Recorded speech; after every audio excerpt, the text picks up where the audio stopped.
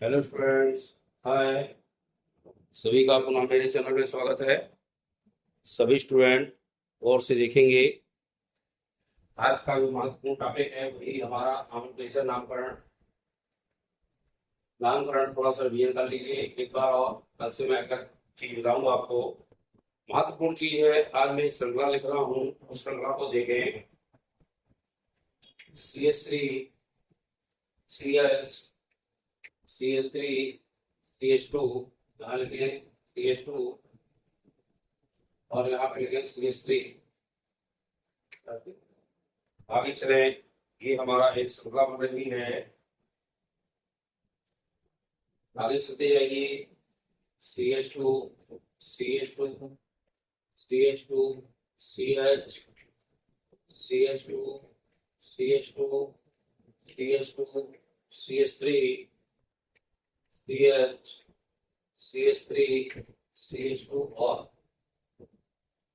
और यहाँ पर CH3। अब एक श्रृंखला लिखी हुई है। लंबी को न देखें कि श्रृंखला इतनी लंबी, हम क्या करेंगे, हमें इस तरह से देखना है कि कैसे श्रृंखला लगी है और किस हिसाब से हमें करना है।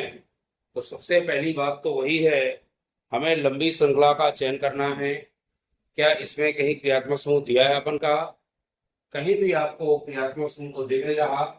समवेत सिंगल बॉन्ड है, यानी हम जान गए ये एल्केन की श्रृंखला है। और एल्केन की श्रृंखला के नामकरण के लिए हमें यह ध्यान रखना है कि सबसे पहले अंकन उस छोर से करना है जहां से मूलक पास में हो, और लंबी श्रृंखला का चयन करना है। मैं लंबी श्रृंखला देख लें। 1 2 3 4 5 6 7 8 आ रही है। 1 2 3 4 5 6 7 8 आ रही है। 1 2 3 4 5 6 7 8 9 10 आ रही है। 10 श्रृंखला सबसे लंबी है। 1 2 3 4 5 6 7 8 9 10। हम देख रहे हैं कि यहाँ से मूलक हमारा कहाँ से पास में आ रहा है। यहाँ से मूलक यहाँ नजदीक आ रहा है। यहाँ से पास में आ रहा ना, काउंटिंग यहीं से करें। 1 2 3 4 5 6 में आएगा। 1 2 3 4 5 6 7 8 9 और ये 10। ये हमने हमारी एक श्रृंखला तैयार हो गई। ये देखिए श्रृंखला बन गई। जब श्रृंखला बन गई तो हमारे मूलक दिखने लगे, अलग से दिखने लगे ना। जब अलग हमारे मूलक दिखने लगेंगे तो इसको देख लें। एक मेथल लगा है, ये मेथल तो नहीं है। 1 2 3 है तो प्रोपेल बना, और ये एथेल है। एथेल पी से, प्रोपेल पी से शुरू होगा नहीं होगा। इस तरह से हमने देखा तो एथेल और प्रोपेल आपके मूलक लगे हैं। तब बात आई एथेल तो पहले आएगा, तब यह लिखना पड़ेगा 2 एथेल। काम लगेगा क्योंकि मेथल प्रोपेल भी लिखना है, और 6 नंबर पे प्रोपेल है तो यहाँ लिख दिया 6 प्रोपेल लिख दिया। अब हमें देखना है श्रृंखला कहाँ तक गई है। हमारी श्रृंखला 10 तक गई है, और 10 तक एल्केन श्रृंखला जब जाएगी उसको हम डेकेन कहते हैं। क्या कहते हैं? डेकेन। इस तरह से हम यहाँ पे डेकेन लिखेंगे, और ये लंबी श्रृंखला का हमारा चयन होगा, और इस तरह से इसका नामकरण करेंगे। ध्यान रखिएगा। CH3 CH OH CH CHO CH Cl CH NH2 और COH। अब देखिए इसमें क्रियात्मक समूह हमारे लगे। जब क्रियात्मक समूह लगे होते हैं तो कल भी चर्चा की थी मैंने कि वरीयता क्रम के आधार पर हम अम्लों और विलवनों को गिनते हैं, और काउंटिंग वहीं से शुरू करते हैं जो वरीयता क्रम में क्रियात्मक समूह सबसे ऊपर हो। तो सबसे ऊपर यहाँ देख रहे हैं अम्ल लगा हुआ है। अम्ल से में काउंटिंग यही करें। 1 2 3 4 5 6। ये हमारी एक श्रृंखला बन गई। जब श्रृंखला बन गई तो अब हमको देखना है कि कौन कौन से यहाँ पर क्रियात्मक समूह लगे हैं। तो क्रियात्मक समूह में ध्यान दीजिए। यहाँ पे OH को क्या पढ़ते हैं? हाइड्रोक्सी। Cl को क्या पढ़ते हैं? क्लोरो। NH2 को एमिनो नहीं पढ़ते, और CHO को एल्डो। अब ये देखो एल्डो और एमिनो दो चीज आ गई, और दोनों ए से शुरू हैं तब अल्फाबेट के लिए दोनों स्पेलिंग लिखना पड़ेगी। एल्डो होता है ALDO, एमिनो होता है AMINO, एमिनो।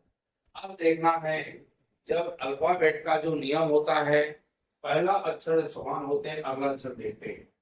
अब अगले अक्षर में एल पहले आएगा कि एम पहले आएगा, तो हमें पता है एल आएगा, LM, एम बाद में आता है। तो जब ये बाद में आएगा तो इसको बाद में ही लिखेंगे। जब एक ही अक्षर के भिन्न प्रकार के क्रियात्मक समूह लगे हों तो अगले अक्षर के द्वारा हम नामकरण करते हैं, यानी हम अल्फाबेटिकल देखते हैं। तो अल्फाबेटिकल अगले नाम के उससे देखेंगे, तो पहले एल्डो आएगा, तो एल्डो को लिख लें। ये लगा है एल्डो, एल्डो माने CHO 4 में लगा है, यानी ये 4 एल्डो, कामा लगाइए। फिर आएगा एमिनो, 2 में लगा है, 2 एमिनो आएगा, और एल्डो 2 एमिनो। अब सी वाला आएगा, गैस वाला, तो सी आएगा। 3 में लगा है क्लोरो, फिर मूलक है। 5 में लगा है हाइड्रोक्सी, 5 में क्या लिखेंगे, हाइड्रोक्सी लिख दिया। अब 6 तक गिनती गई है, तो 6 में पता है हेक्सेन बनता है, तो हेक्सेन लिखना पड़ेगा। और 1 नंबर पे हम लगा है, 1 में लगा है वही एसिड, यहाँ वही एसिड लिखेंगे। बड़े क्रम से तरीके से करते जाएंगे तो कहीं ये समस्या पैदा नहीं करेगा। मात्र हमें क्रमबद्ध तरीके से ही लिखने का प्रयास करना है। कैसे हम लिखें ताकि हमारा नामकरण पूर्ण हो जाए और उसको हम अच्छे से लिख पाए। ये विभिन्न प्रकार के क्रियात्मक समूह हैं, आपको पता है CH3, CH, Cl, CH, CH2, OH और CH3। आप देखिए इसमें 2 क्रियात्मक समूह लगे, OH लगा है और Cl लगा है। तो हेलो तो बाद में आता है, OH पहले आता है, OH को आल पढ़ते हैं। तो काउंटिंग हमें यही से करना पड़ेगी, 1 2 3, 1 2 3 4। ये काउंटिंग सही होगी, 1 2 3 और ये 4, ये हमारी काउंटिंग हो गई। अब हमारा मूलक निकल आया, CH3 मूलक लगा है यानी मेथिल लगा है, और Cl लगा है, यहाँ पे क्लोरो क्रियात्मक समूह लगा है। तो मूलक और क्रियात्मक समूह दोनों को लिखेंगे। पहले तो C आता है, तो यहाँ 3 में लिख दोगे तो C पहले आता है। अब 3 में क्लोरो, 2 में लगा है हमारा मेथिल, यहाँ 2 में मेथिल लगेंगे, नहीं लिखेंगे। और 4 में बनता है ब्यूटेन, तो ब्यूटेन लिख दीजिए। और 1 में लगा है आल, इसको आल पढ़ते हैं, OH को आल, CHO होता है उसको आल, इसको पढ़ते हैं आल। और आल के लिए हमें क्या लगाना पड़ेगा, 1 में चूंकि लगा है तो 1 आल लिखना पड़ेगा। आप कोई भी नामकरण आए, चाहे वो सिंगल बॉन्ड के आए तो एल्केन श्रृंखला को मानते हैं, डबल बॉन्ड के आए तो एल्कीन यानी इन अंत में आता है, और ट्रिपल बॉन्ड आता है तो आइन अंत में आता है। इस तरह से जो ये क्रियात्मक समूहों के नामकरण हैं वो भिन्न बहुत प्रकार के क्रियात्मक समूह लगे हैं। तो आपको पता होना चाहिए, जब बहुत क्रियात्मक समूह लगे होते हैं तो उसमें हमें अल्फाबेटिकल देखना पड़ता है। क्या देखना पड़ता है, अल्फाबेटिकल। और अल्फाबेटिकल माने ABCD से जो पहले आएगा हमें उसी का नाम पड़ेगा, चाहे वो मूलक भी लगा हो और चाहे क्रियात्मक समूह लगा हो, जो भी हो सबके अल्फाबेटिकल देखेंगे। और अल्फाबेटिकल देखने के बाद ही उसके नामकरण करते हैं। नामकरण आसान होते हैं लेकिन स्टूडेंट को कठिन लगते हैं, क्योंकि उनको सही तरीके से वो पढ़ते नहीं है, देखते नहीं है, इसलिए उनको ये नामकरण कठिन लगते हैं। थोड़ा सा आप गौर करें और इनको बार बार रिवीजन करें। जितना रिवीजन करेंगे आपसे नामकरण उतना ही बढ़ेगा। देखिए कॉलेग्राम में CH3, CH2, CH, double bond CH2। अब मान लो इतना ही सा है, छोटा है तो छोटा, लेकिन आपको थोड़ा देखना पड़ेगा। यहाँ भी क्रियात्मक समूह इन लगा है, इन माने डबल बॉन्ड लगा है, काउंटिंग यही से आस पास में वो 2 3 और ये 4। अब ये वहां डब्बा पूरा बन गया तो कहीं इसमें ना तो मूलक दिख रहे और ना ही कोई अन्य क्रियात्मक समूह दिख रहे, सिर्फ हमारा डबल बॉन्ड ही लगा है। तो डबल बॉन्ड एक में लगा है तो यहाँ लिखेंगे ब्यूट, वन में लगा है इन, ब्यूट वन ही लिखोगे, या आप लिखोगे वन ब्यूटीन तो भी पूरा सही है। और इस तरह भी वन ब्यूटीन के द्वारा भी हम इसका नामकरण कर सकते हैं। और कुंडली न लिखोगे तो भी चलेगा, चाहे वन ब्यूटीन लिख दीजिए और कुंडली चाहे ब्यूटीन लिख दीजिए।